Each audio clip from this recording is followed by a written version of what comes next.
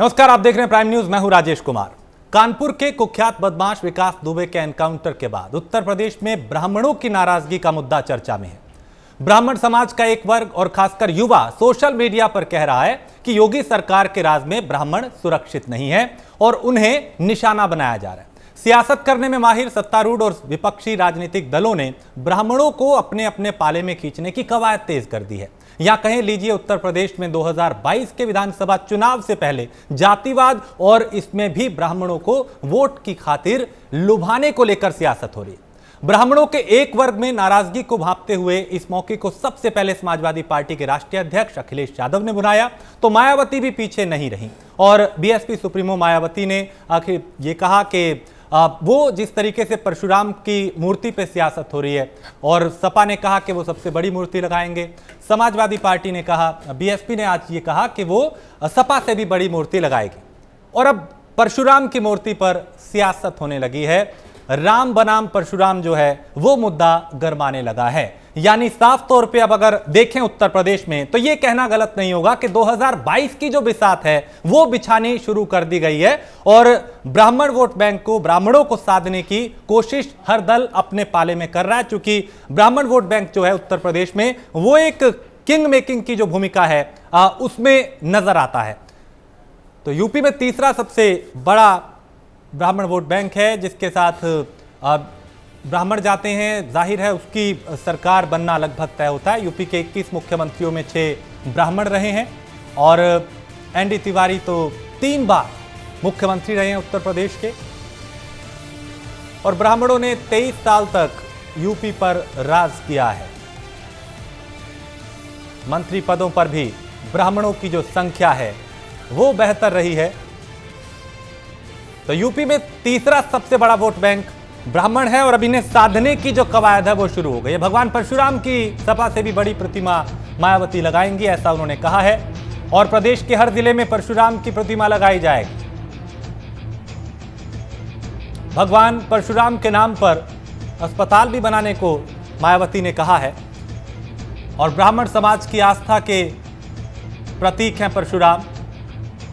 मायावती के शब्द, महान संतों के नाम पर अस्पतालों का निर्माण कराएंगे, ये भी कहा।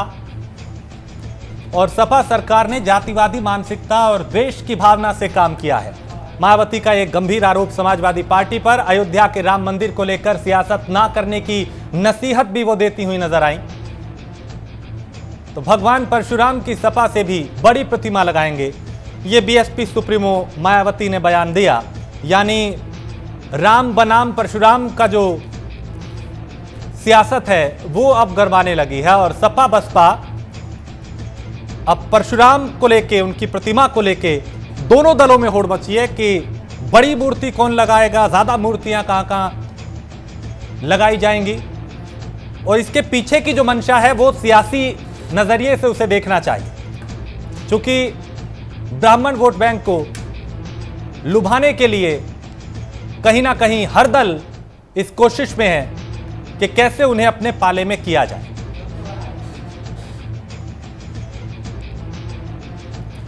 तो मायावती ने ब्राह्मण कार्ड चला है और अब 2022 जैसे जैसे नजदीक आ रहा है वैसे वैसे बिसात जो है उत्तर प्रदेश में चुनावी वो बिछती जा रही है। हर दल इस कोशिश में है कि कैसे सियासी समीकरणों को बना के सामने वाले को धराशाही किया जाए। तो अखिलेश यादव, मायावती, ये वो विपक्षी दल उत्तर प्रदेश में मौजूदा वक्त में जो अब भारतीय जनता पार्टी के राम की जो राजनीति रही है उसकी काट करने की जुगत में कहीं ना कहीं नजर आ रहे हैं और इस कोशिश में है कि कैसे उसे बात दी जाए एक विकल्प के तौर पे।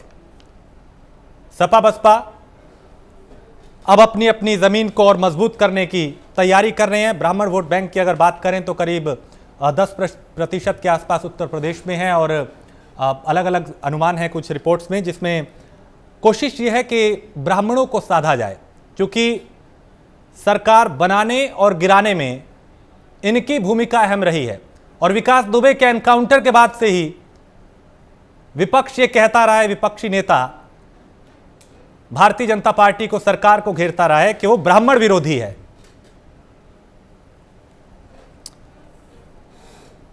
हमारे साथ कुछ मेहमान इस वक्त हम इस पे चर्चा करेंगे। विभा शुक्ला हमारे साथ नेता समाजवादी पार्टी की जुड़ी हैं और हमारे साथ वरिष्ठ पत्रकार आरबी उपाध्याय जी हैं।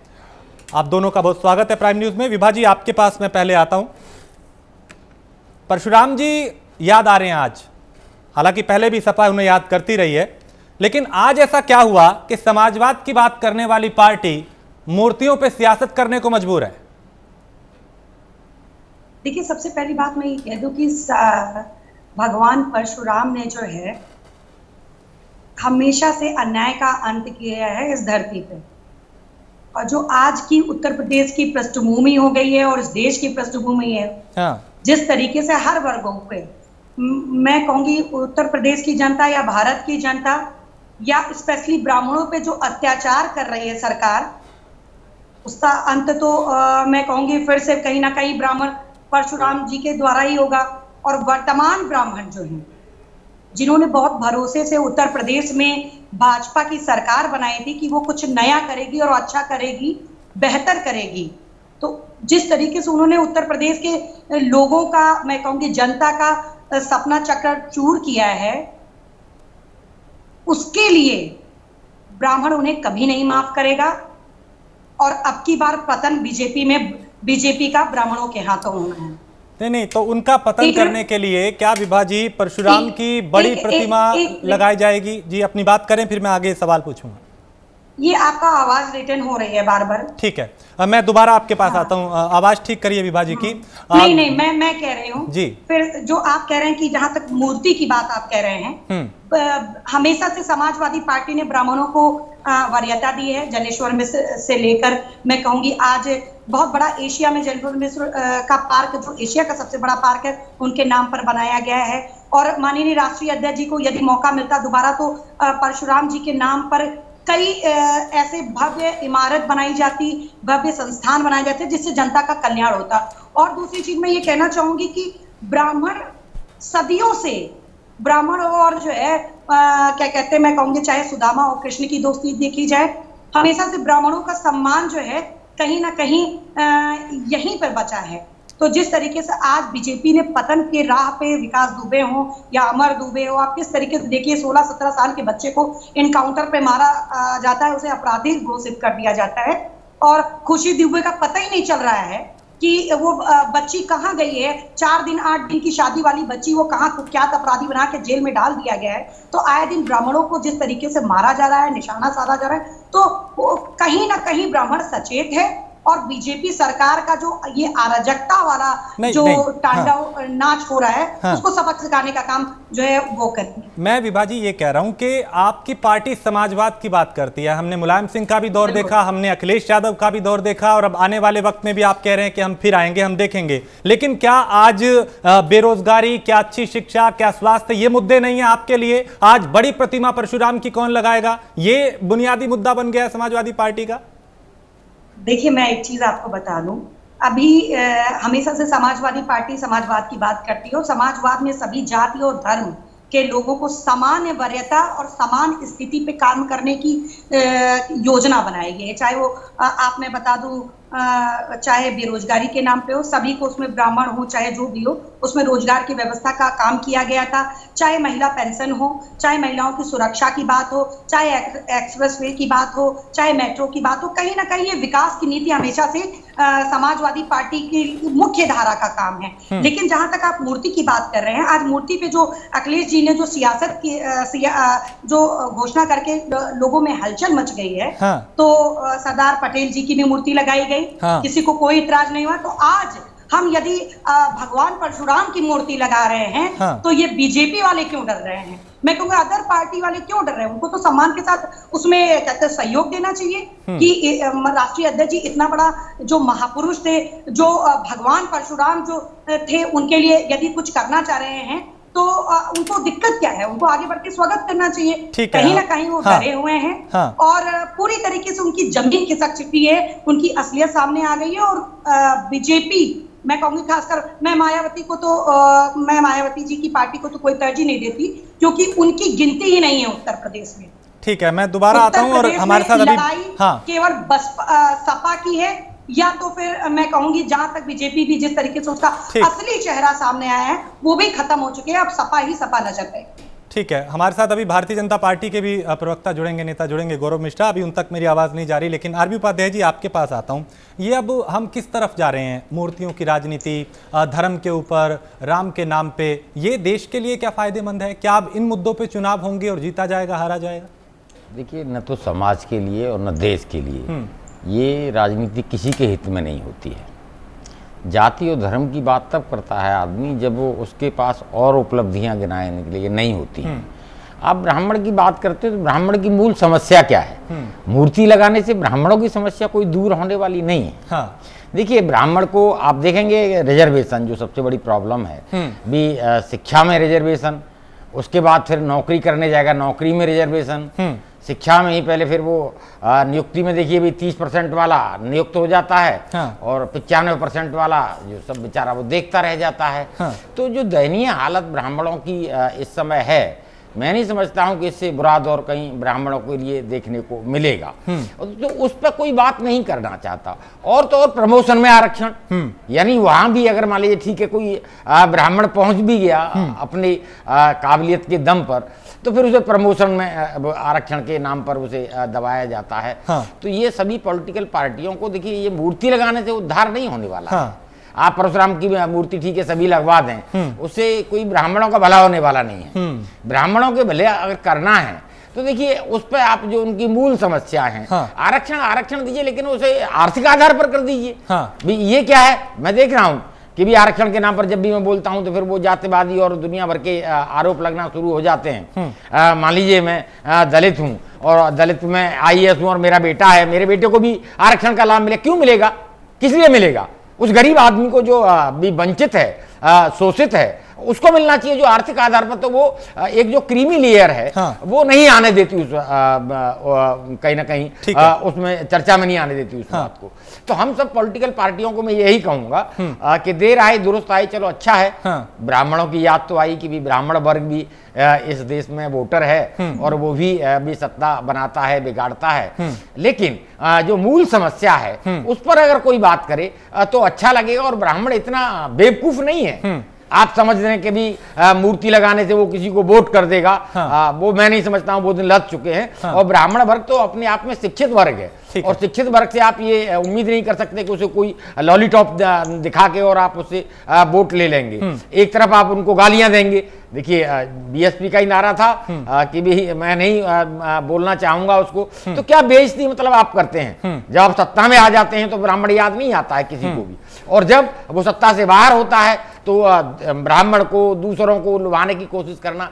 तो इन सबसे ऊपर उठ के जो मूल समस्या है उनके निराकरण पर कहीं ना कहीं अगर कोई पार्टी बात करती है तो वो यथार्थ के धरातल पर बात। ठीक है। गौरव मिश्रा, विभा शुक्ला का आप पे सीधा आरोप है कि जब आप राम की मूर्ति लगा सकते हैं, सरदार पटेल की मूर्तियां लगा सकते हैं और दूसरी कई मूर्तियां आपने लगाई, फिर अगर वो आज परशुराम की मूर्ति स्थापित करते हैं, लगाते हैं या हर जिले में लगाने की तैयारी कर रहे हैं, तो फिर भाजपा को क्या आपत्ति है इस पर?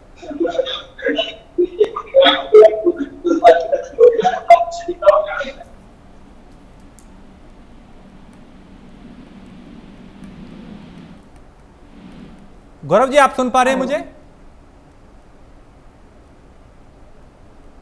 ठीक है, अभी आवाज मेरी नहीं जा रही उन तक।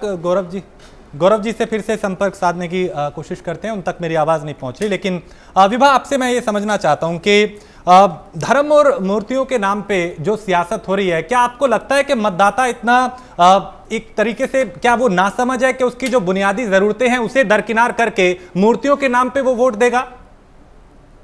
देखिए, सबसे पहली बात, जब से मैंने अपने बचपन में से मैं राजनीति का जो पृष्ठभूमि, उत्तर प्रदेश की राजनीति का जो पृष्ठभूमि मैंने देखा है, तो कहीं ना कहीं धर्म हमेशा से हावी रहा है। और मैं ये एक उत्तर प्रदेश का दुर्भाग्य या इस देश का दुर्भाग्य भी माना जा सकता है कि धर्म के आड़ पर कहीं ना कहीं उत्तर प्रदेश का विकास काफी हद तक रुका है। ये मैं इस पे मानती हूँ और पूरी तरीके से ये आपकी बात सच है। धर्म की आड़ में कभी भी उत्थान नहीं हो सकता जो मूलभूत जनता की जरूरत है।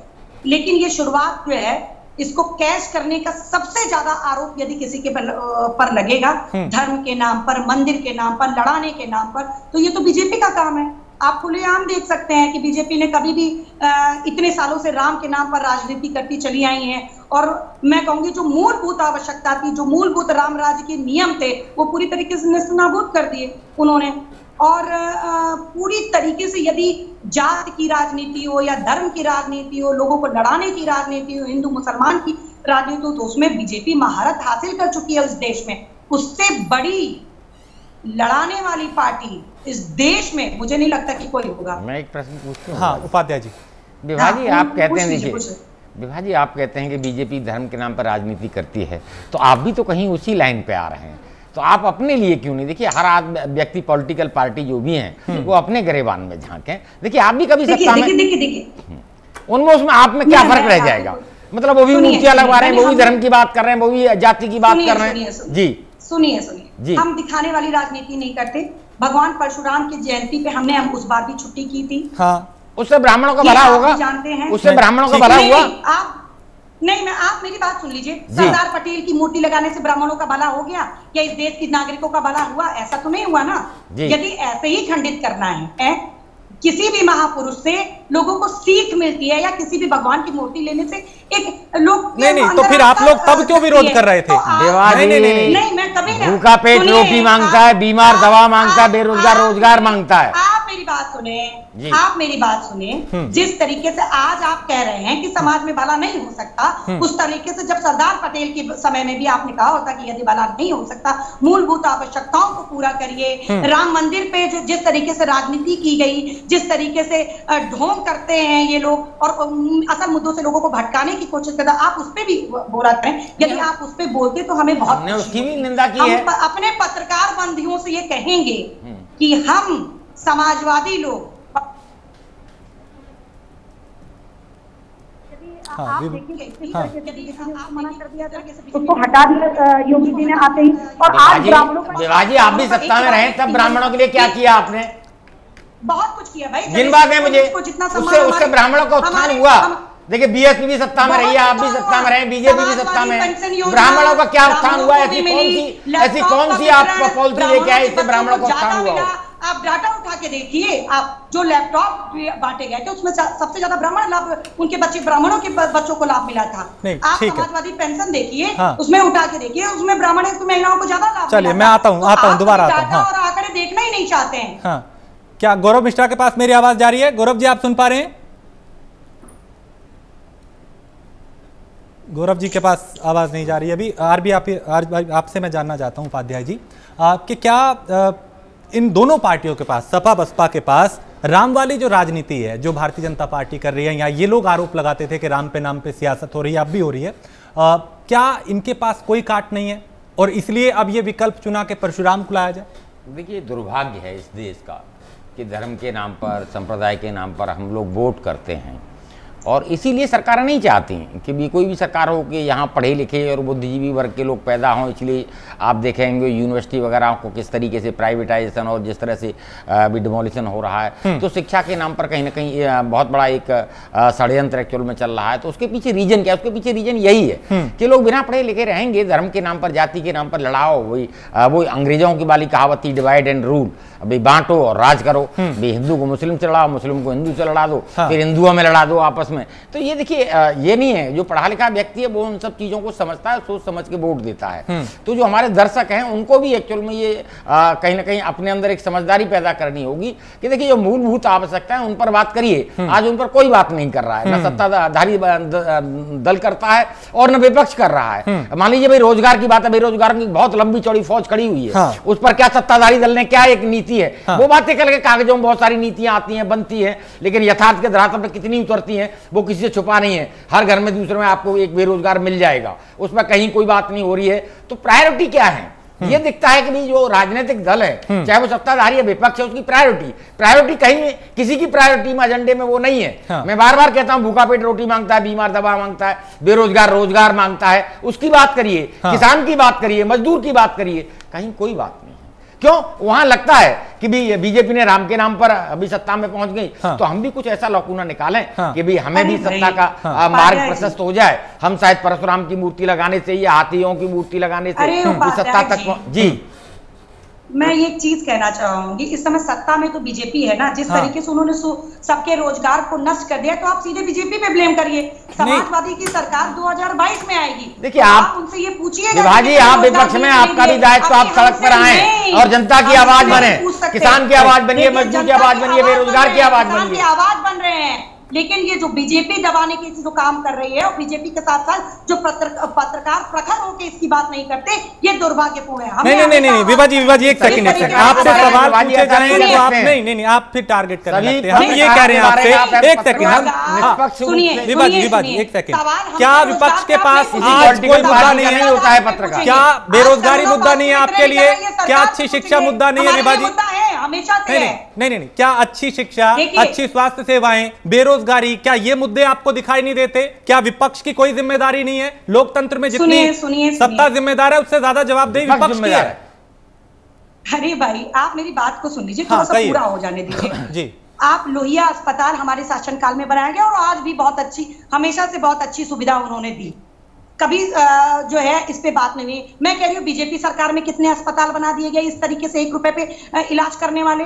आप सत्ताधारी पार्टी से ये पूछिए कि जो जिनके हाथ में शासन और सत्ता है, उन्होंने कितनी शिक्षा की व्यवस्था की, उन्होंने कितना क्या कहते हैं चिकित्सालय या मेडिकल कॉलेज या कितने क्या कहते हैं इस तरीके के अस्पताल खुलवा लिए जिसमें गरीब लोग जाके इलाज यानी कर आपको सकते ये हैं। लगता है ना, ठीक है, यानी आपको ये लगता है कि आज बीजेपी ने काम नहीं किया। सवाल उठाने वाला कुछ नहीं है, ठीक है। जब सत्ता में थे तो भी हम इसे सवाल किया जाता, आज विपक्ष में है तो नहीं, ज्यादा अभी जवाब लूंगा मैं, बीजेपी वाले हमारे साथ जुड़ेंगे, मैं जवाब लूंगा, लेकिन मैं ये कह रहा हूं कि आज आप कह रही है कि बीजेपी ने कुछ नहीं किया। आपने लोहिया अस्पताल बनाया, उसमें अच्छी सेवाएं दी, बेहतर सुविधाएं दी, तो आप आज ये क्यों नहीं कहती कि हम इनसे अच्छे अस्पताल बनाएंगे, बड़ा अस्पताल बनाएंगे, अच्छी यूनिवर्सिटीज बनाएंगे? मुद्दा यही है, ऐसी यूनिवर्सिटी और ऐसा उत्तर प्रदेश बनाएंगे कि लोग देखते रह जाएंगे। लेकिन समाजवादी पार्टी को माननीय पूर्व मुख्यमंत्री अखिलेश यादव जी को यदि उत्तर प्रदेश की जनता इस बार मौका देगी तो उत्तर प्रदेश मुझे लगता है कि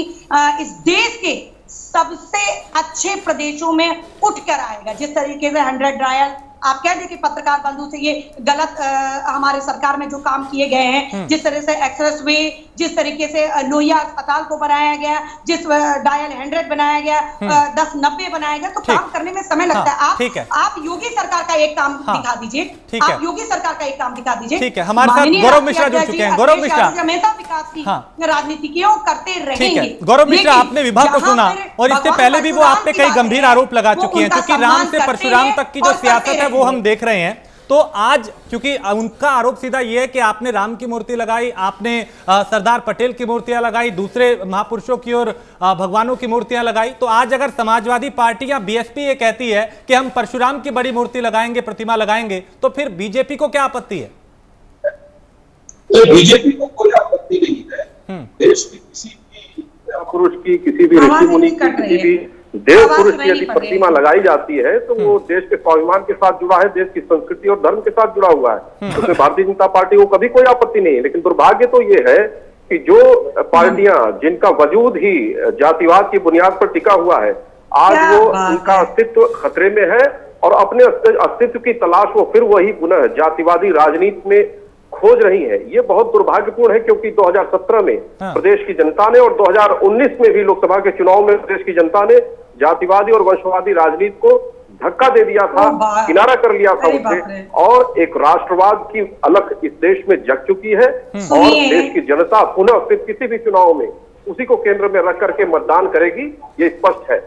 और जिस तरह से ये ब्राह्मण समाज को लुभाने का काम कर रहे हैं, ब्राह्मण समाज वो समाज है जो निरामया की बात करता है, वो सभी 37 करोड़ देवताओं को अपने अंदर आत्मसात करता है। तो मुझे लगता है कि ब्राह्मण समाज इस सीमाओं से बहुत ऊपर की बात है और अपने डंडे से हाँकने का प्रयास करेंगे, उससे ब्राह्मण समाज उनके साथ जुटने वाला नहीं है। देखिए विभा शुक्ला, इसको मैं कहना चाहूंगी कि मेरे काबिल दोस्त बीजेपी के वो काफी प्रखर हिंदी से बोल रहे हैं, काफी शुद्ध हिंदी से बोल रहे हैं, लेकिन अभी इसका जादू नहीं चलने वाला। जितनी शुद्धता से ये लोग बोलते हैं उतने ही अशुद्ध इनके विचार हैं। मैं आपको बता दूं, जिस तरीके से ब्राह्मणों के ऊपर इन्होंने अत्याचार किया और धर्म का शोषण तो सबसे ज्यादा इन्होंने किया है भाई।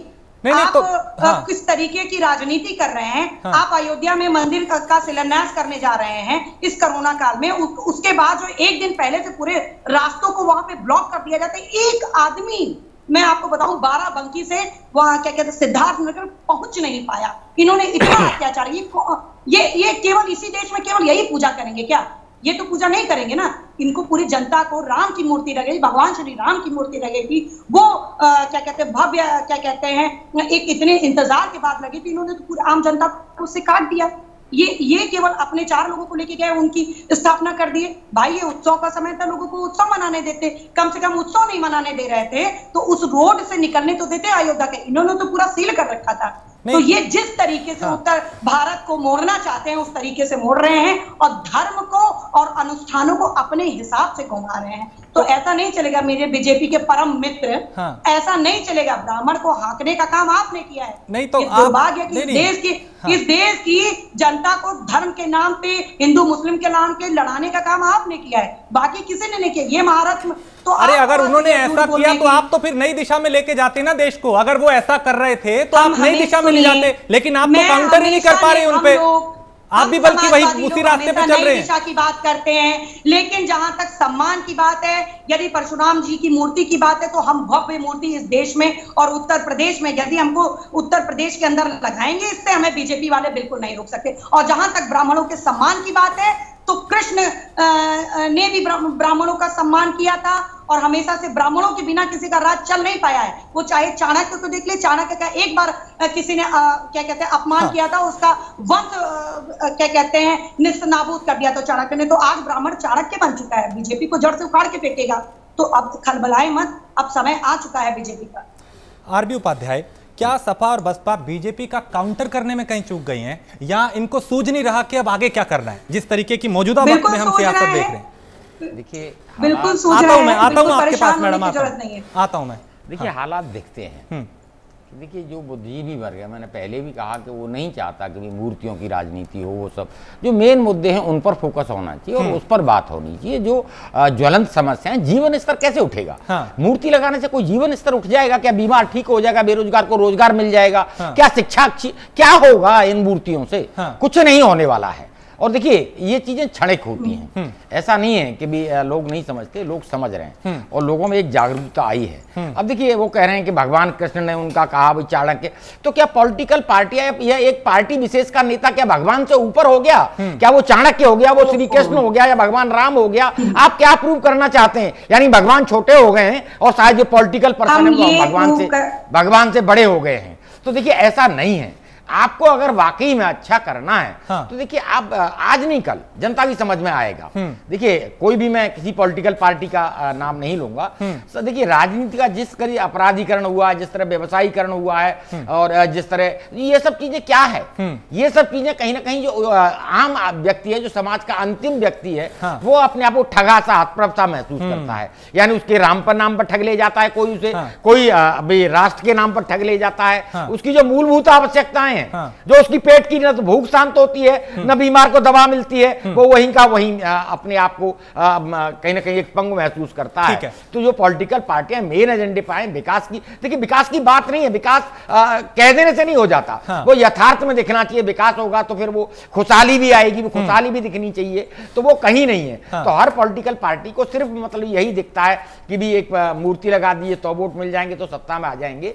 तो ये बहुत लंबे समय तक नहीं चलता है। विपक्ष का भी काम है कि वो उंगली उठाए और देखिए मान लीजिए बेरोजगार है, उनकी आवाज बन के सड़क पर आइए, आंदोलन करिए बड़ा। लोग देख रहे हैं विपक्षी तरफ की कि विपक्ष कितनी हमें आवाज दे पाता है, चाहे नोटबंदी रही हो, चाहे जीएसटी रही हो, बेरोजगार, इन मुद्दों पर कहां है मुझे बता दें। चाहे बीएसपी है, समाजवादी पार्टी है, दूसरी पॉलिटिकल पार्टियां है, वो भी कहीं ना कहीं जो एक जाल बिछाती है बीजेपी, उसी जाल में जाके फंस जाते हैं कि वो मूर्ति लगा रहे हैं, हम मूर्ति लगाएंगे, वो मंदिर में पूजा कर रहे हैं, हम मत्था टेकेंगे। अरे भाई क्या है? अगर होड़ करनी है आप, क्योंकि ये हमने दिल्ली से लेकर मध्य प्रदेश तक में देखा, मैं देख रहा हूं कि हो वही रहा है कि जो बीजेपी जिस पिच पे खिलाना चाहती है, ये उसी पिच पे अपना जाके हल्ला मचाना शुरू कर देते हैं। अरे भाई अपना पिच बनाओ, अपने पिच पे लाके बीजेपी को खिलाओ, तो कुछ अच्छा हो सकता है। विभा आप इस पे कमेंट करें, फिर मैं, हमारे साथ अभिषेक राज भी जुड़े हैं, उनके पास जाऊंगा। देखिए बीजेपी के पिच पे कोई नहीं खेल रहा है, मैं आपको बता दूं, सबसे पहली बात, समाजवादी पार्टी का काम और समाजवादी पार्टी की नीतियां हमेशा से जनता के हित में रही है। मैं कहूंगी जिस तरीके से समाजवादी पार्टी के पूर्व मुख्यमंत्री अखिलेश यादव ने उत्तर प्रदेश में विकास का काम किया था, हाँ। तो वो पूरी दुनिया में जाहिर है। मैं तो... कह दूं अपने क्या कहते हैं जो पत्रकार बंधु हैं, हाँ। आप योगी जी का एक काम इन सालों में बता दें जो उन्होंने विकास का किया हो। यदि एक नीति गिना पाए तो आप मुझे बता दें एक ऐसा काम। विभाजी कुछ तो रीजन रहा होगा। जनता ने आपको अगर वोट नहीं किया, आपको सत्ता नहीं दी, तो आप उसका आत्मविवेचन करें और देखें क्या रीजन था। कोई ना कोई तो रीजन रहा होगा। आप भी तुष्टीकरण की राजनीति कर रहे थे। सुनिए मेरी बात। मैं पत्रकार बंधु से कहूंगी, मैं बहुत सम्मान करती हूँ, लेकिन योगी जी का एक काम उत्तर प्रदेश के लिए आप बता दें जो इन्होंने अपने शासनकाल में किया हो या बनवाया हो जनता के हित के लिए, चाहे एक अस्पताल को। चलिए, मैं अभी तो रीजन पूछ रहा हूँ, फिर क्या रीजन था जनता ने वोट नहीं किया? कोई तो रीजन होगा। जब बेरोजगार को रोजगार देने की बात हो, सब कुछ आपने किया, फिर जनता ने क्यों नकार दिया आपको? एक फैक्ट्री बता दें पत्रकार बंधु जी। आप इस क्या कहते हैं समाज का एक चलिए मैं आता हूं, आप जनता को जागरूक करेंगे। नहीं, मैं गौरव से लूंगा जवाब उस पर, लेकिन अभिषेक के पास चलते हैं। अभिषेक राज हमारे साथ नहीं, पत्रकार बंधु नहीं बता पाएंगे। नहीं बताएंगे, आपको सब आपके सवालों का जवाब देंगे। आता हूं मैं आपके पास, रीजन रहा होगा। अभिषेक, मैं आपके पास आता हूं और मैं ये समझना चाहता हूं कि पिछले दिनों राहुल गांधी, प्रियंका गांधी ने ये कहा कि ब्राह्मणों के ऊपर अत्याचार हो रहा है, यूपी में उन्हें डराया जा रहा है, उनका उत्पीड़न हो रहा है, और अब चूंकि सपा बसपा ये कह रही है कि हम परशुराम की भव्य मूर्तियां लगाएंगे, बीएसपी कह रही है कि हम समाजवादी पार्टी से भी बड़ी लगाएंगे। आप इस पे क्या कहेंगे और क्या आपकी भी वो तैयारी जो है कुछ इस तरह की अब दिशा में जा रही है या कोई और बुनियादी मुद्दे भी हैं चुनाव लड़ने की ओर? देखिए, चुनाव जो है वो केवल बुनियादी मुद्दों पे ही लड़ा जाता। धर्म जो है एक आस्था का विषय होता है। भारतीय जनता पार्टी धर्म के नाम पर ही राजनीति करिए। राजनीतिकरण जो धर्म का है वो भारतीय जनता पार्टी ही द्वारा किया गया है और इनकी राजनीति इसी के इर्द गिर्द घूमती। सबका साथ, सबका विकास, इस तरीके की बातें करना और कुछ भी डिलीवर ना कर पाना, ये भारतीय जनता पार्टी का चेहरा है, सत्य है।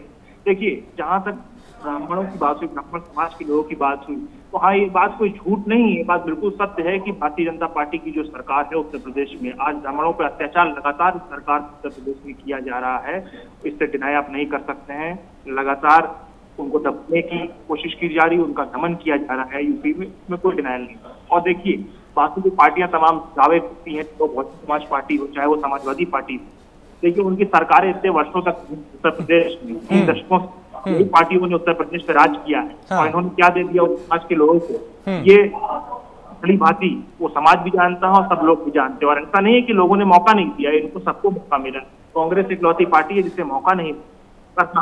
कांग्रेस पार्टी, ब्राह्मण समाज हो, अन्य कोई भी समाज हो, हम सबके साथ खड़े हुए हैं और पुरजोर तरीके से आवाज उठाने की कोशिश भी करते हैं। आज हमारे पार्टी के नेता श्री जितिन प्रसाद ने माननीय यूपी के मुख्यमंत्री योगी आदित्यनाथ जी को चिट्ठी भी लिखी, जिसमें भगवान परशुराम की जयंती पर होने वाला जो अवकाश जिसको रद्द कर दिया गया था, तो फिर देने का अनुरोध किया गया है। हाँ। तो देखिए, कांग्रेस पार्टी जो कहती है वो करके दिखाती है। हमारा चेहरा और हमारा जो चरित्र है वो एक है। भारतीय जनता पार्टी के दूसरे चरित्र वाली पार्टी नहीं है कांग्रेस पार्टी। हाँ, विभा, आपके पास आता हूँ, छोटी सी टिप्पणी।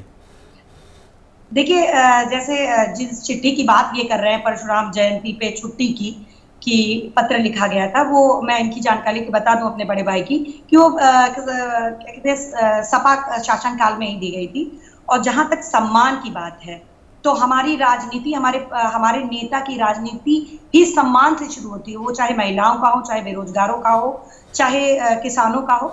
तो आपने देखा वो कभी भी किसी वर्ग का शोषण इस शासनकाल में नहीं हुआ है, किसी को शूट नहीं किया गया, किसी एक जाति के लोगों को धड़ाधड़ गोलियों से मारा नहीं गया है पुलिस के द्वारा। तो यहाँ पे बीजेपी की जो सरकार इस समय चल रही है, आप नहीं, मैं उस बहस में जाना नहीं चाहता कि अगर कोई अपराधी है क्या उसकी जाति देख के उसको पूछ के मारा जाएगा, मैं उस तरफ नहीं जाऊंगा। लेकिन ये अपराधी का मतलब पुलिस को अपराधी मत बना दीजिए, अपराधी को अपराधी रहने दीजिए, उसका कोर्ट भी काम करती है। आपने तो जो मरने वाला था उसको भी आधार बना लिया था ना। जिसने मारा था और फिर बाद में जिसका एनकाउंटर हुआ, ठीक है शासन गौरव जी, सत्ताधारी लोग, तो ये बहुत गलत है कि उत्तर प्रदेश की पुलिस को आप अपराधी बना दे रहे हैं। तो बीजेपी सरकार उत्तर प्रदेश की पुलिस के का जो है हाथ जो है अपराध से रंगे दे रही है। मैं पूरी खुलेआम पूरी जिम्मेदारी से कह रही हूँ, जिस तरीके से विकास दुबे का इनकाउंटर हुआ, कानून की हत्या कर दी गई, संविधान की हत्या कर दी है। यदि कोई आदमी आपको अपने आप को शरण में दे रहा है, चलिए मैं उस तरफ नहीं जा रहा हूँ, डिबेट दूसरी दिशा में चली जाएगी, लेकिन तो दिशा एक है ना। जब शासन सत्ता पुलिस अपराधी हो जाएगी तो अपराधी तो ऑलरेडी अपराधी है, वो तो अपराधी प्रवृत्ति क्या है, लेकिन सरकार अपराधी हो जाए, पुलिस अपराधी हो जाए, तो मैं कहूंगी कि बीजेपी जो सरकार है उसने उत्तर प्रदेश की पुलिस और शासन व्यवस्था को अपराधी बनाने में लगी हुई है। तो इससे बचना होगा जनता को, इससे समाज को जागरूक होना होगा कि इस तरीके के समाज को हम कहां से निर्माण ले जा रहे हैं। यदि ऐसी सरकार रहेगी तो कानून व्यवस्था और उत्तर प्रदेश में, इस देश में कानून नाम की कोई चीज नहीं रह जाएगी। चलिए गौरव हैं हमारे साथ। गौरव, आप सुन पा रहे हैं मुझे? तो मैं आपसे समझना चाहता हूं, आपसे चूंकि बीच में शायद संपर्क टूट गया था। आप सुन पा रहे हैं गौरव जी? जी हाँ, सुन पा रहे हैं। ठीक है, क्या अब देश का उद्धार, प्रदेश का उद्धार ऐसे ही होगा मूर्तियों के सहारे, या बुनियादी चीजें भी होंगी? क्योंकि विभा शुक्ला ये कह रही हैं कि जमीन पे आपने कोई काम नहीं किया, फाइलें गुलाबी आपकी नजर आती हैं, इसलिए हालांकि वो भी अब मूर्तियों की बात कर रहे हैं, लेकिन क्या जमीन पे काम करना, कागजों में दिखाना, और अब जिस तरीके की एक राजनीति प्रचलन में आ गई है कि साहब राम हमारे परशुराम तुम्हारे, या इस पे जो हो रहा है ये सब क्या है? हम किस दिशा में आगे जा रहे हैं? क्या इससे देश का उद्धार होगा? देखिए, पिछले 70 वर्षों में इस देश की जो राजनीति रही है वो कहीं ना कहीं बंटवारे की भेंट ही चढ़ती रही है। और चाहे वो क्षेत्रीय दल हो, चाहे जातिवादी दल हो, उन्होंने बंटवारे की बुनियाद पर ही अपने अस्तित्व को जिंदा किया है। और आज जब देश की जनता और प्रदेश की जनता उनको नकार चुकी है, तो फिर उसी कूड़ेदानी में अपनी संभावनाएं तलाश रहे हैं, जबकि अब ये संभव नहीं है। अब देश विकास की तरफ बढ़ निकला है, आत्मनिर्भर भारत का उद्घोष प्रधानमंत्री जी ने किया है, और उसी दिशा में देश का जो सबसे गरीब व्यक्ति है, जो सबसे अंतिम व्यक्ति है, जिसके पास घर नहीं था, उसकी अपनी छत हो, उसका शौचालय हो, उसको गैस का चूल्हा मिले, उसका अपना बैंक अकाउंट हो, उसकी चिंता की तरफ देश की सरकार ने काम किया है, और बड़े पैमाने पर इसका अंतर भी देखने को मिल रहा है। और मुझे लगता है अब देश की जनता भविष्य की राजनीति उसी दिशा में लेकर के जाएगी। इन सब मुद्दों का कोई आधार नहीं रहेगा, क्योंकि उत्तर प्रदेश जो सूबा है, पूरे देश का सबसे बड़ा सूबा, 23 करोड़ की आबादी का, उसने जातिवादी राजनीति को पूरी तरह से जड़ से नकार दिया है, और आने वाले चुनावों में भी यही रिजल्ट देखने को मिलेगा। इसलिए इनकी ये रणनीति, ये कूटनीति, ये धरी की धरी रह जाएगी आने वाले समय में, आप देखिएगा। और रही बात सरदार पटेल की या फिर भगवान राम की, तो ये हमारे भारतीय संस्कृति के प्रतिमान हैं, हमारे भारतीय संस्कृति के स्वाभिमान है, और जन जन के स्वाभिमान है। वो किसी एक जाति के नहीं है। भगवान कृष्ण किसी एक जाति से नहीं जोड़ा जा सकता। हाँ। तो इनका अपना वांग्मय बहुत बड़ा है, बहुत वृहद है, वैश्विक है। तो उसको किसी जाति से जोड़ करके और उसमें फिर फूट डालो और राज करो की नीति पर काम करना, ये बहुत दुर्भाग्यपूर्ण होगा।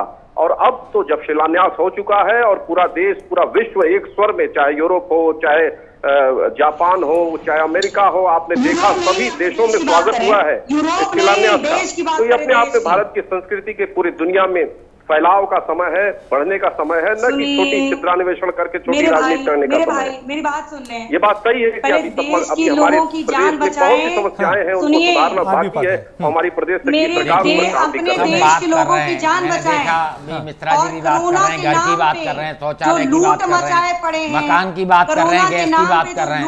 अरे मिश्रा जी, रोजगार दे दीजिए, मेरी इनकम इतनी हो जाए तो मुझे ये कटोरा क्यों थमा देते हैं? हाँ। हर पॉलिटिकल पार्टी जो एक आम आदमी है, व्यक्ति है, जो समाज का अंतिम व्यक्ति, उसके हाथ में कटोरा दे देती है कि हम 2 पैसे डाल देंगे, तुझे गैस दे देंगे, तुझे शौचालय। अरे भाई नहीं, उसे रोजगार दे दो। दोनों पॉलिटिकल पार्टी के लोग बैठे हैं, उसकी इनकम बिल्कुल एक सफिशिएंट हो जाएगी, अपने बच्चों को अच्छा पढ़ा लेगा, गैस भी खरीद लेगा, घर भी बना लेगा। वहां करिए ना काम। ये काम आप क्यों अपाहिज बनाकर बैसाखी के सहारे चलाना चाहते हैं, और कब तक चलाएंगे? इस देश को देखिए, इतने पहले ही बहुत एक्चुअल में बट चुका है, और ज्यादा बांटने की और ज्यादा सियासत करने की जो मूल मुद्दे हैं उन पर काम करें पॉलिटिकल पार्टियां, तो उसके रिजल्ट भी आएंगे। हम मुद्दे से कहीं भटक जाते हैं। देखिए, माननीय प्रधानमंत्री की योजनाएं बहुत अच्छी थी, चाहे वो बुलेट ट्रेन की बात हो, चाहे वो सफाई अभियान की बात हो, लेकिन यथार्थ के धरातल पर क्या रहा? यथार्थ के धरातल पर ये कह देने से कि नहीं सबको रोजगार मिल गया, नहीं मिलता। आज जो हालात हैं उसको स्वीकार करें पॉलिटिकल पार्टियां, और विपक्ष भी उसकी आवाज बने, जो जनता की जो समस्या है उनको उठाए। बिल्कुल ये नहीं है कि भी बीजेपी ने मूर्ति लगवा दी है, हाँ। हम उससे बड़ी मूर्ति लगवा देंगे। क्या होगा मूर्ति से? क्या कल्याण होगा? ब्राह्मणों का कल्याण होगा? मुझे बता दें। और आप सत्ता में रहे हैं, बीजेपी की सत्ता में ब्राह्मणों का किसने क्या कल्याण किया है? ब्राह्मण उसको बहुत अच्छी तरह समझ रहा है, बहुत अच्छी तरह वो जानता है कि सब बेवकूफ बना रहे हैं ब्राह्मण को, और ब्राह्मण का जितना दोहन हो सकता है, जितना उत्पीड़न हो सकता है वो हो रहा है। कोई एक के राज्य में नहीं, सभी के राज्य में मैं देख रहा हूं ब्राह्मण को बिल्कुल बद से बदतर स्थिति में पहुंचाने के लिए ये पॉलिटिकल पार्टियां जिम्मेदार हैं। क्यों नहीं आप कहते आरक्षण के खिलाफ बोलिए ना, जिससे कि भाई आर्थिक आधार पर करवा दीजिए, उसे एक आवाज उठाइए ना, मुझे पता लगेगा हाँ पॉलिटिकल पार्टी कितनी संजीदा है। तो आप सिर्फ दिखाने के लिए ये सब चीजें न करें। ठीक, जो मूल जो प्रॉब्लम है उस प्रॉब्लम को जड़ से खत्म करने की कोशिश करें, तो इस समाज का भला होगा, देश का भला होगा, प्रदेश का भला होगा, तो सबका भला होगा उसमें।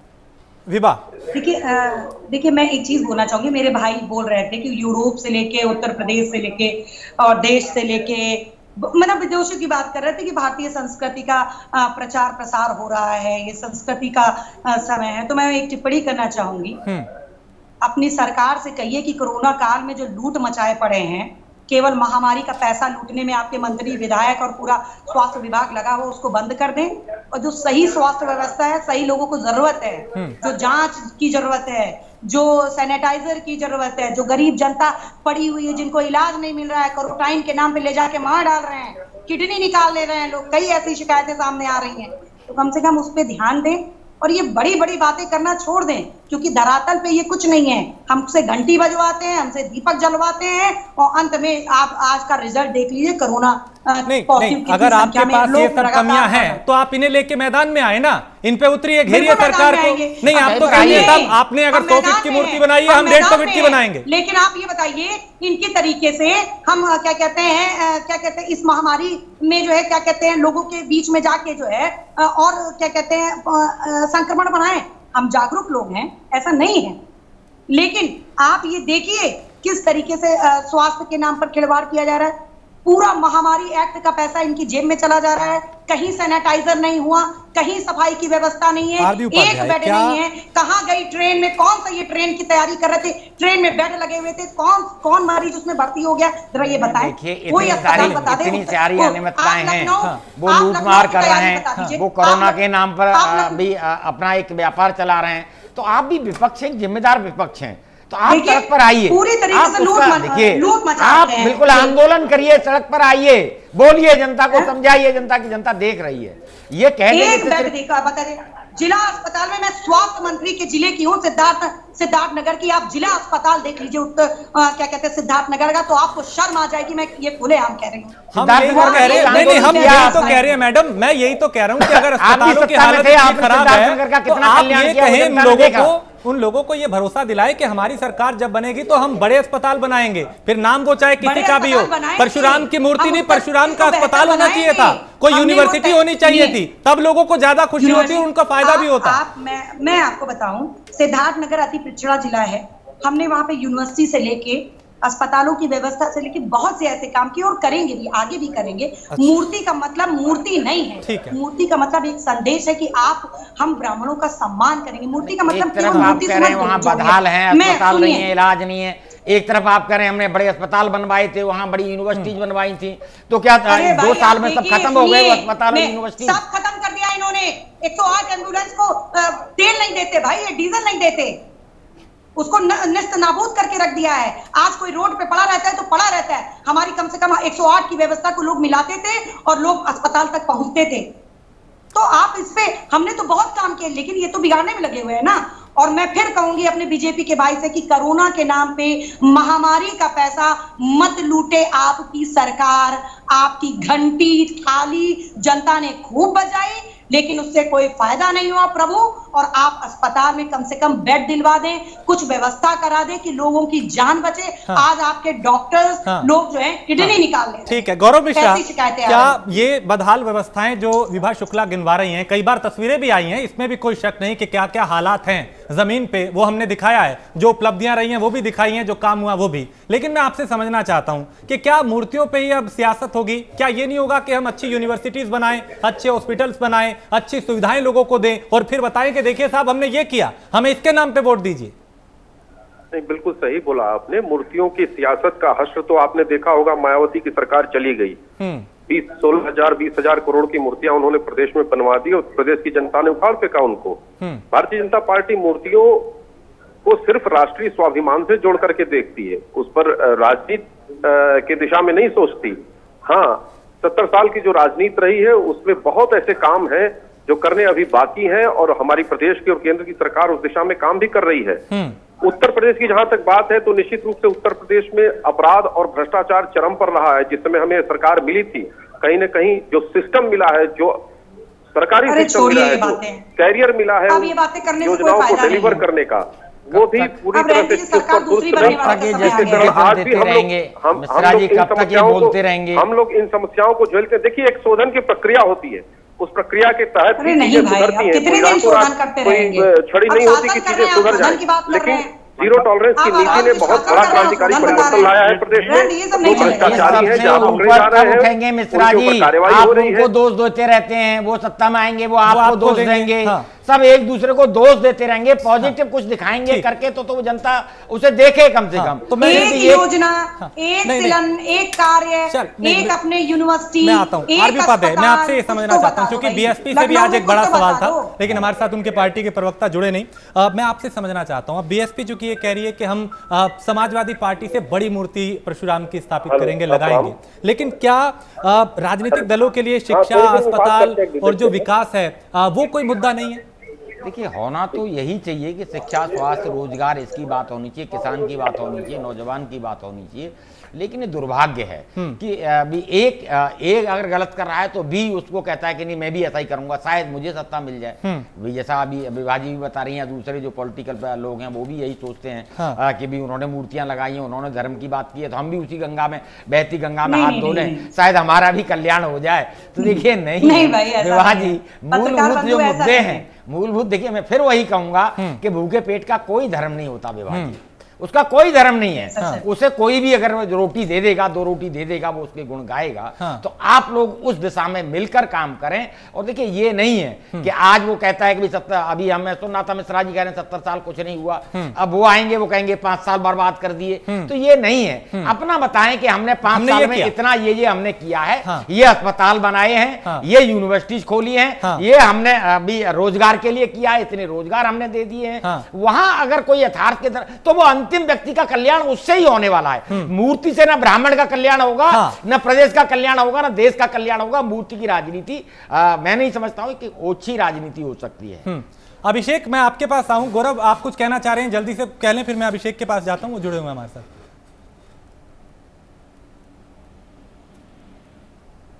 गौरव जी, आप काम किए हैं, आप उन्हें नकार नहीं सकते, चाहे कृषि का क्षेत्र हो, किसानों का क्षेत्र हो, इंफ्रास्ट्रक्चर का क्षेत्र हो, एक्सप्रेसवे और हाईवेज का क्षेत्र हो, सभी क्षेत्रों में हमारी सरकार ने आमूलचूल परिवर्तन और बड़े पैमाने पे काम किया। सिर्फ मेडिकल कॉलेज की अगर बात करें तो 30 मेडिकल कॉलेज हमारी सरकार ने बनवाया है उत्तर प्रदेश के अंदर में। तो इस कोविड महामारी के दौरान भी उत्तर प्रदेश में देखिए किस तरीके से प्रबंधन हुआ है। अकेला ऐसा प्रदेश है जिसने प्रवासी मजदूरों के लिए पूरा एक आयोग ही गठन कर दिया, उनके रोजगार के लिए पूरा एक डेटाबेस सिस्टम ही डेवलप कर दिया। तो ऐसा नहीं है, हमारी मजदूर सड़क पर मरता रहा, 3-5 हजार रुपए उसने पेड किए, क्या हालात उसके हुए। वो सड़क पर चल रहा था, वो सड़क पर चल रहा था, ना उसके लिए पानी था, ना कोई रोटी का इंतजाम था, ना कोई पूछने वाला था, और वो सड़क पर मर गया। उसके लिए ये छोड़ दीजिए कि आयोग बना देने से अगर कोई कल्याण हो गया होता तो बहुत सारे आयोग बने हैं देश की समस्याओं का निवारण हो गया। काफी देरी हुई हमने देखा। अभिषेक राज, क्या कांग्रेस के पास कोई नया एजेंडा है राजनीति के नाम पे? जो जातिवाद की जो राजनीति हो रही है उससे ऊपर उठ के कोई नई दिशा देने का है, या आप भी इर्द गिर्द इन्हीं पार्टियों के आसपास दिखाई देते हैं? देखिए, बहुत अच्छी बात आपने कही। भारतीय जनता पार्टी के भी प्रवक्ता महोदय कह रहे थे जाति और ये सब चीजों में विश्वास नहीं करती भारतीय जनता पार्टी। ये वही भारतीय जनता पार्टी है जो 2019 के लोकसभा के पहले जातिगत सम्मेलन कर रही थी अपने बैनर तले, पहली चीज। दूसरी चीज ये है, ये कहते हैं कि हमने कोविड जैसी महामारी को कंट्रोल कर लिया, 30 हमने मेडिकल कॉलेज बना दिया। आज लखनऊ जो उत्तर प्रदेश की राजधानी है वहां पे बेड नहीं मिल रहे हैं, लोग मारे मारे फिर रहे हैं, एम्बुलेंस में यहाँ से वहां घुमाए जा रहे हैं। कई रिपोर्टें सामने आ चुकी है। और जहां तक हिंदू धर्म की बात हुई या किसी जाति वर्ग की बात हुई, तो भारतीय जनता पार्टी कोई ठेकेदार नहीं है समाज की भारतीय जनता पार्टी मूर्ति बना सकती, भारतीय जनता पार्टी कुछ कर सकती है। जिसका जो मन करेगा, इस देश में सब आजाद है, कोई आदमी मूर्ति बना चाहता है, कुछ भी करना चाहता है वो कर सकता है। मगर हाँ, ये बात भी सही है कि उस पर राजनीति नहीं होनी चाहिए। राजनीति करना ऐसे मुद्दों पे बहुत ही गलत बात है। और भारतीय जनता पार्टी की जो राजनीति का पूरा ढांचा है वो इसी पे ही बना हुआ है। भारतीय जनता पार्टी ने कभी विकास की राजनीति नहीं करी। सबका साथ सबका विकास से बार बार कह रहे हैं, किसका साथ किसका इन्होंने विकास कर दिया है जरा मुझे बताएं। आज वो आदमी बेरोजगार पड़ा हुआ है, 8 लोग अपनी नौकरियां खो चुके हैं, लोगों के घर में खाने के लिए नहीं है, और आप फर्जी की जो बातें हैं वो करते चले जा रहे हैं। भारतीय जनता पार्टी जो है आंकड़ों की बाजीगरी में माहिर है। ये वही आंकड़ों की बाजीगरी है, ये आंकड़े केवल दिखा देते हैं मगर जमीन पे कहीं साबित नहीं कर सकते आप। आपका भी कोई इरादा है मूर्ति लगवाने का? मैं वही जानना चाह रहा था कि आप भी कोई ऐसे उस पे आएंगे या फिर आप जो कमियां रही हैं उसे ही खिला के आएंगे। लेकिन आरबी उपाध्याय जी, चूंकि ठीक है, हाँ अभिषेक मैं आता हूं, दोबारा से फिर आता हूं, लेकिन आरबी उपाध्याय जी मैं आपसे ये समझना चाहता हूं, क्या कोई भी दल पार्टी अगर ये कहती है कि वो इस उनके जो पूजनीय हैं उनकी वो मूर्ति लगाएंगे, क्या मतदाता इसके नाम पे वोट दे सकते हैं? क्या वोट दिया जाता है? क्या आगे भी वोट दिया जाएगा? देखिए, ये बिल्कुल होता है, तभी तो ये सभी जो पॉलिटिकल पार्टियां हैं मूर्ति के पीछे चली जाती हैं। हाँ। अगर जिस दिन मूर्ति के नाम पर वोट मिलना बंद हो जाएगा, हाँ, तो ये पॉलिटिकल पार्टियां ये तो बिल्कुल सूंघ के बता देते हैं कि भाई वोट कहाँ मिलने वाला है, तो और फिर उसी तरफ बढ़ते हैं। अगर मान लीजिए नकार दे जनता, जो भी हमारे दर्शक हैं जो देख रहे हैं, हाँ, वो देखिए जो भी मूर्ति की राजनीति कर रहा है, धर्म की राजनीति कर रहा है, क्षेत्र की, उसको नकारे और नकारे, मगर विकास के नाम पर वोट अगर देंगी जनता और वो एक पैरामीटर रखें कि भी शिक्षा के क्षेत्र में क्या बदला है, रोजगार के क्षेत्र में क्या बदला है और स्वास्थ्य के क्षेत्र में क्या बदला है, तो वो कहीं एक पैरामीटर को अगर फिक्स करके वोट किया जाएगा तो पॉलिटिकल पार्टियां उस तरफ सोचने को मजबूर होंगी। हाँ। आज क्या हो रहा है कि भाई फोकस मेरे ख्याल से जो वोटर है उसका भी वो नहीं है। हाँ। उसकी प्रायोरिटी भी सिर्फ धर्म और मंदिर और मस्जिद तक सिमट कर रह गया है, वो अलग अलग एक्चुअली में बट गया है। तो वो देखिए उससे ऊपर उठना होगा और सबका विकास तभी हो पाएगा जब सबको रोजगार मिल जाएगा, अच्छी शिक्षा मिल जाएगी, अच्छा स्वास्थ्य मिल जाएगा। हाँ। तो डेफिनेटली सबका विकास होगा, मेरा भी विकास होगा, आपका भी विकास होगा, समाज के अंतिम व्यक्ति का भी विकास होगा। लेकिन प्राय यहाँ देखा जा रहा है कि जो राजनीतिक लोग हैं इनका विकास तो हो जाता है। एक गांव प्रधान आप देखेंगे जब वो इलेक्शन लड़ता है तब कुछ नहीं होता, और जब वो प्रधान रह लेता है उसके बाद उसकी, तो ये जो एक कहते हैं मृग मारीच का जो एक हो गई है, इससे एक्चुअल में कहीं ना कहीं अंकुश लगाने की जरूरत है। और मैं तो कहूंगा इलेक्शन जिस दिन आम आदमी, देखिए बात सभी करते हैं गरीब की, लेकिन गरीब को टिकट कितनी पॉलिटिकल पार्टियां देती हैं। हाँ। एक ईडब्ल्यूएस कोटा होता है ना, इलेक्ट्रॉनिक बीकर सेक्शन, हाँ, जिसको नाम पे गैस दे देते हैं, उसे कोई 5 रुपए दे देता है दान में, कोई 2 रुपए दे देता है। अरे सत्ता में टिकट दीजिए, सत्ता में भागीदारी ले आइए उसे, तो वो अपनी पॉलिसी खुद बना लेगा, बदल देगा वो अपनी किस्मत को। वहां कोई याद नहीं करता है। एक भी पॉलिटिकल पार्टी मुझे बता दे कि भी जो गरीबी रेखा से नीचे जो लोग हैं, लाल पीला राशन कार्ड इसको आप थमा देते हैं, कितनी पॉलिटिकल पार्टियों ने टिकट दी? नहीं दी है और न देते हैं। क्यों? देखिए कहीं ना कहीं राजनीति का जो व्यवसायीकरण हुआ है उसमें अरबपति करोड़पति आप देखेंगे, अभी डेटा निकाल के देखिए 99% अरबपति करोड़पति, लेकिन उसमें कोई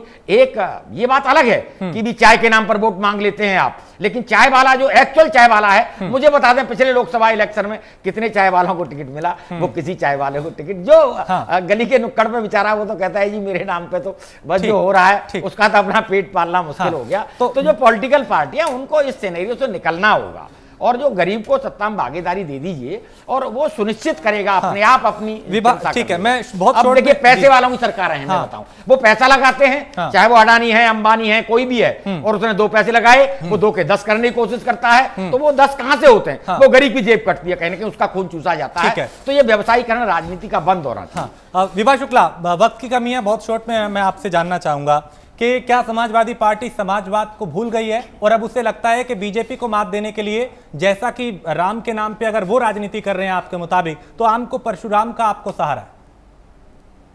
नहीं, बिल्कुल नहीं। समाजवादी पार्टी में समाजवाद का मतलब ये सभी जाति धर्म और लिंग के आधार पर भेदभाव नहीं है। वहां पे महिलाओं का, पुरुषों का समान सम्मान है और सभी जाति वर्ग, मैं कहूंगी कि हिंदू, मुसलमान, ब्राह्मण, क्षत्रिय, ये जितना भी ब्राह्मण, क्षत्रिय जो हमारी सभी जातियां हैं, उनको समान लाने की, समान तराजू में तोलने की कवायद और समान सुविधाएं देने की है। तो जिस तरीके समाजवादी पार्टी ने हमेशा से लोगों का साथ दिया है, आज भी उसी तरीके से साथ होगी। बेरोजगारी, आप शिक्षा, आप में दवाई, पढ़ाई, ये सारी चीजें हमारे शासनकाल में मुफ्त होगी और एक्चुअल जो राम राज लाने की तैयारी है, एक्चुअल वो माननीय अखिलेश यादव जी करेंगे। लेकिन आप तो परशुराम राज्य लाने की तैयारी कर रहे हैं। बिल्कुल परशुराम राज्य, क्योंकि अन्याय का अंत जो है परशुराम जी ने ही किया था। हाँ। उत्तर प्रदेश में परशुराम जी आ गए, क्या कहते हैं, परशुराम के द्वारा ही, अब ब्राह्मणों के द्वारा ही उसका अंत किया जाएगा बीजेपी की सरकार का। जिस तरीके से ब्राह्मणों को टारगेट बनाकर ये गोली मार रहे हैं, मैं कहूंगी वो जो है बैलेट पेपर पे उनको कहीं ना कहीं समाप्त करने का काम। चलिए, ये मतदाता का काम है। बहुत शुक्रिया हमारे साथ वक्त निकालने के लिए। विभा शुक्ला, आरबी उपाध्याय, गौरव मिश्रा, अभिषेक राज, आप सभी का बहुत शुक्रिया। और अब मतदाताओं के ऊपर है कि वो कैसा भारत चाहते हैं। क्या उन्हें अच्छी शिक्षा, अच्छा स्वास्थ्य, रोजगार चाहिए, या फिर मूर्तियों के नाम पे ही मतदान करके वो भी इसी में खुश हैं? तय उन्हें करना होगा। आने वाले चुनाव में इसका क्या असर होगा। एक ब्रेक के लिए रुकेंगे, ब्रेक के उस पार कुछ और खबरें।